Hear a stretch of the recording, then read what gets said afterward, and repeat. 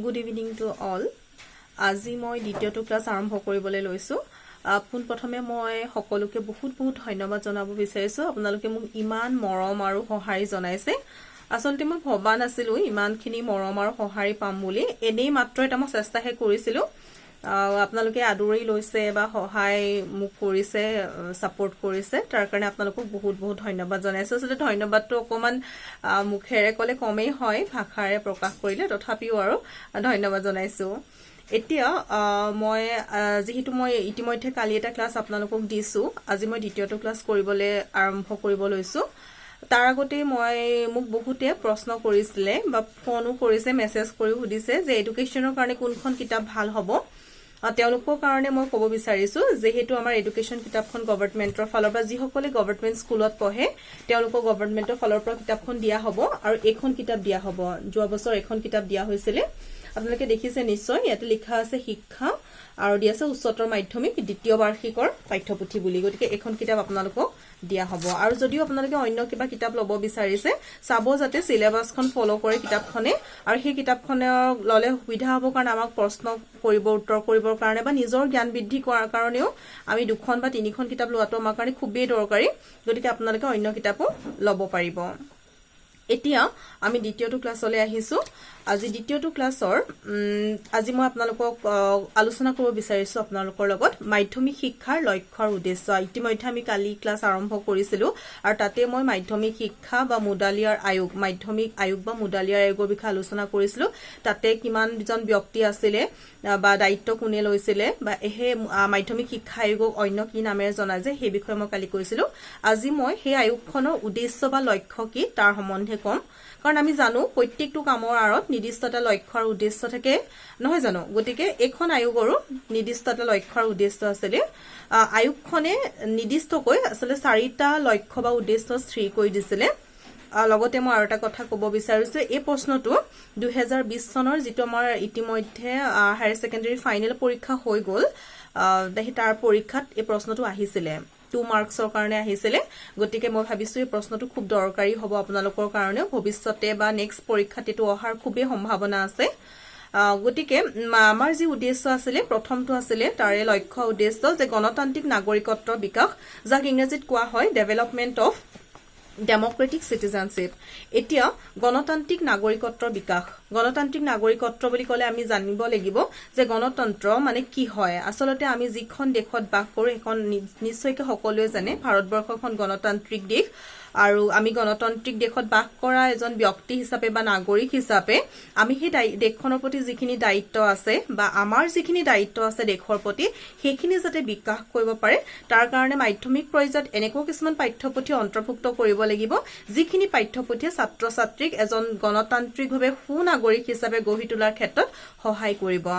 যিহেতু আপোনালোক এতিয়া হায়াৰ ছেকেণ্ডাৰী ছেকেণ্ড ইয়াৰত পঢ়ি আছে, এইটো সময়ত 16 বা 17 বছৰ চলি থাকে। আমি সকলোৱে জানো যে ভাৰতবৰ্ষত ভোটাধিকাৰটো 18 বছৰ বয়সৰ পৰা পায়। গতিকে ইয়াৰ পিছতে আপোনালোকে হায়াৰ ছেকেণ্ডাৰী কমপ্লিট কৰাৰ পিছতে ভোটদানৰ অধিকাৰটো পাব।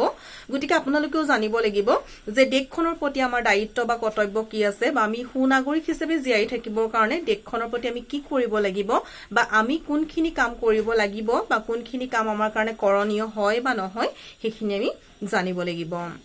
যিহেতু মই কৈছো যে মাধ্যমিক শিক্ষাই 4টা লক্ষ্য বা উদ্দেশ্য নিৰ্দিষ্টকৈ স্থিৰ কৰি দিছে, তথাপিও কিন্তু গণতান্ত্ৰিক নাগৰিকত্ব বিকাশৰ ভিতৰত আৰু কেইটামান পইণ্ট আছে, সাব পইণ্ট কেইটামান আছে, সেইকেইটাও মই আলোচনা কৰি দিব বিচাৰিছো। তাৰে প্ৰথমটো হৈছে সুস্থ চিন্তাধাৰা। আমি জানো এজন ব্যক্তি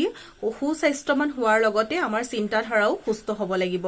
যিহেতু এটা সুস্থ চিন্তাধাৰাইহে এজন ব্যক্তিক সুস্বাস্থ্য প্ৰদান কৰিব পাৰে। গতিকে আমাৰ চিন্তাধাৰা অৰ্থাৎ আমি যিখন সমাজত বসবাস কৰো, আমাৰ যিখিনি দায়িত্ব কৰ্তব্য আমি যিখিনি কৰি আছো বা আমি কি কৰিব লাগে নালাগে, সেইখিনি আমাৰ চিন্তাধাৰা সদায় সুস্থ হ'ব লাগিব।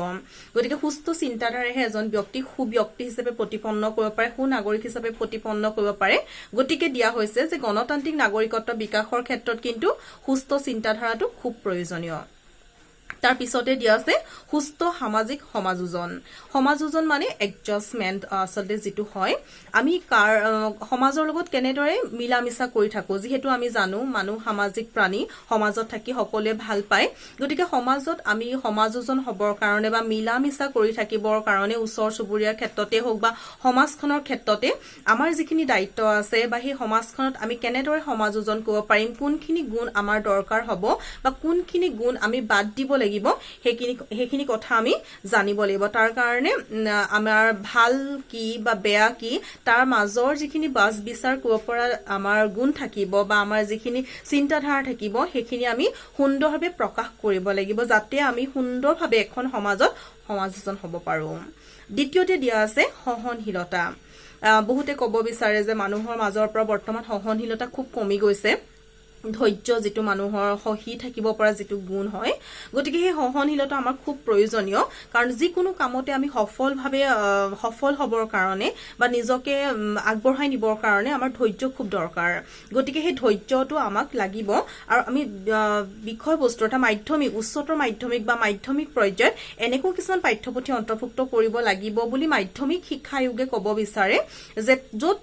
যিবিলাক পাঠ্যপুথিৰ জৰিয়তে ছাত্ৰ ছাত্ৰী যেটো সহনশীলতা গুণ আছে সেই গুণখিনি বিকাশ কৰিব পাৰে তাৰ পিছতে দিয়া আছে প্ৰকৃত দেশপ্ৰেম নিশ্চয়কে আমি যেহেতু আমাৰ মাতৃভূমিখনক ভাল পাব লাগিব যিদৰে আমি মাক আমাৰ ভাল পাওঁ যিদৰে আমাৰ নিজৰ ভাষা ভাল পাওঁ ঠিক তেনেদৰে আমি আমাৰ মাতৃভূমিক ভাল পাব লাগিব হেতু দেখুৱাই নহয় যিটো প্ৰকৃততে হ'ব লাগিব অৰ্থাৎ দেশখনৰ প্ৰতি আমাৰ দায়িত্ব আৰু কৰ্তব্য যিখিনি আছে সেইখিনি যাতে আমি প্ৰকৃততে বুজি পাই তাৰ প্ৰতি আমি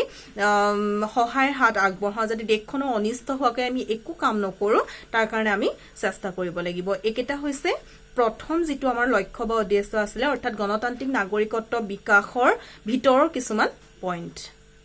তাৰ পিছৰটোলে মই যাব বিচাৰিছো তাৰ পিছৰটোত আছে ব্যক্তিগত যোগ্যতাৰ বিকাশ উন্নীতকৰণ অৰ্থাৎ তাকে কোৱা হৈছে ইমপ্ৰুভমেন্ট অফ ভকেশনাল এফিচিয়েন্সি এতিয়া বহুতৰ ক্ষেত্ৰত দেখিবলৈ পোৱা যায় যে হায়াৰ সেকেন্ডাৰী কমপ্লিট কৰাৰ পিছতে বা পৰীক্ষা শেষ কৰাৰ পিছতে বহুতে তেওঁলোকৰ কৰ্মজীৱনত প্ৰৱেশ কৰে বা তেওঁলোকে সাংসাৰিক জীৱনলৈ যাব বিচাৰে বা তাৰ পিছৰ পৰ্যায়খিনি তেওঁলোকে শিক্ষা সম্পূৰ্ণ কৰিব নিবিচাৰে গতিকে সেই ব্যক্তিসকলে যাতে তেওঁলোকৰ ভৱিষ্যত জীৱনত এনে বহি থাকিব লগা নহয় বা তেওঁলোকে যাতে কৰ্মবিমুখ হৈ পেলাই নিজকে নিষ্কৰ্ম হৈ বহি থাকিব লগা নহয় তাৰ কাৰণে হায়াৰ সেকেন্ডাৰী পৰ্যায়তে হওক বা মাধ্যমিক পৰ্যায়ত এনেকুৱা কিছুমান শিক্ষা দিব লাগিব যিখিনি শিক্ষাই ভৱিষ্যতে তেওঁলোকক নিজকে যাতে প্ৰতিষ্ঠা কৰিব পাৰে বা কৰ্মবিমুখ হৈ বা নিষ্কৰ্ম হৈ বহি থাকিব নালাগে তাৰ কাৰণে সহায় কৰে আৰু এটা কথা লগতে আমি ক'ব লাগিব যে আমি সকলো কামৰ প্ৰতি সমানে মৰ্যাদা দিব পাৰিব লাগিব তাৰ কাৰণে প্ৰত্যেকটো কৰ্ম সৰু ডাঙৰ বুলি নহয় প্ৰত্যেকটো কৰ্মৰ প্ৰতি যদি শ্ৰদ্ধা ভাৱ প্ৰদৰ্শন কৰে বা শ্ৰদ্ধা কৰে তাৰ কাৰণে মাধ্যমিক পৰ্যায়ত এই বিষয়বস্তুৰ প্ৰতি শুদ্ধ এটা চিন্তাধাৰা সুস্থ এটা চিন্তাধাৰা আহিবৰ কাৰণে পাঠ্যপুথিত অন্তৰ্ভুক্ত কৰিব লাগিব আৰু লগতে মই কৈ থওঁ যে ব্যক্তিগত যোগ্যতা উন্নীতকৰণটো খুব এটা প্ৰয়োজনীয় হয় এটো দুবাৰকৈ তোমালোকৰ হায়াৰ সেকেন্ডাৰী পৰীক্ষাত অহা দেখিবলৈ পোৱা গৈছে 2017 চনত এবাৰ আহিছে আৰু 2015 চনত এবাৰ আহিছে যে বৃত্তিমূলক বা বৃত্তিমুখীকৰণৰ মাধ্যমিক শিক্ষা বৃত্তিমুখীকৰণ বুলিলে কি বুজা বুলি এবাৰ আহিছে অন্য এবাৰ আহিছে যে বৃত্তিমূলক যোগ্যতা বিকাশ বুলি নিৰ্দিষ্টকে লাইনটো উঠাই দিছে তাৰ প্ৰতি মাধ্যমিক শিক্ষাই কি পৰামৰ্শ দিছিলে